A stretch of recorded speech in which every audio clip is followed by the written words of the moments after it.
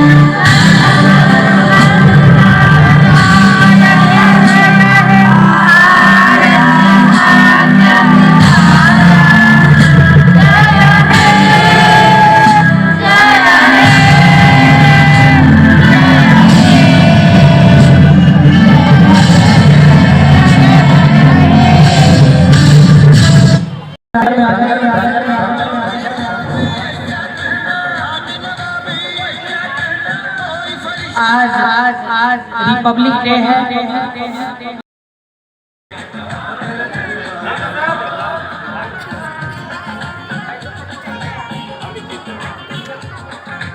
Hello hello hello hello. हम उन वीर सपूतों को आज याद करते हैं जिन्होंने अपनी खून की होलियां बहा करके इस देश को आजादी दी और तब हमारा देश गणतंत्र हुआ।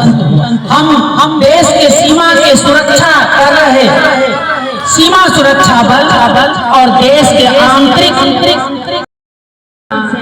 वायु और सबसे बड़े भाग हमारे देश के जिम्मेदार नागरिक जो अपने कर्तव्य का निर्वहन कर रहे हैं, सभी को गणतंत्र दिवस की हार्दिक शुभकामनाएं। आज 76वें गणतंत्र दिवस के अवसर पर होली मिथिला इंटरनेशनल स्कूल के सभी हमारे आदरणीय शिक्षक, शिक्षिका बहने, हमारे सभी प्यारे प्यारे बच्चे के माता और पिता, सभी को गणतंत्र दिवस की हार्दिक बधाई।